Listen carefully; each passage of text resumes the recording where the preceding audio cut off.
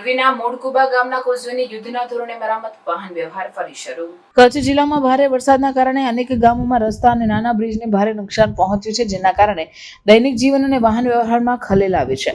માંડવી તાલુકાના મોડકુબા ગામનો મુખ્ય કોઝવે ભારે વરસાદથી ક્ષતિગ્રસ્ત થતા ગામ લોકોને વાહન વ્યવહાર માટે રસ્તો બંધ થઈ ગયો હતો.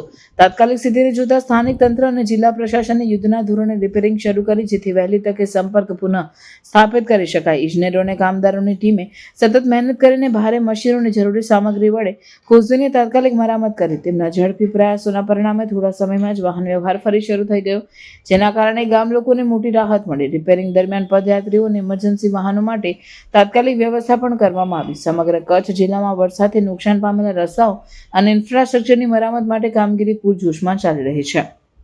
જિલ્લા તંત્રએ મહત્વના માર્ગોને પ્રાથમિકતા આપી છે, જેથી આવશ્યક સામાન, દવાઓ અને રોજિંદા મુસાફરોના પરિવહનમાં વિઘ્ન ન આવે. નીચાણવાળા અને પૂર પ્રવણ વિસ્તારોમાં ખાસ ધ્યાન આપવામાં આવી રહ્યું છે, કારણ કે ત્યાં વધુ નુકસાન થવાનો ભય છે. અધિકારીઓએ જનતાને ઓનગોઈંગ કામગીરીમાં સહયોગ આપવા અને અસરગ્રસ્ત વિસ્તારોમાં અનાવશ્યક મુસાફરી ટાળવા અપીલ કરી છે.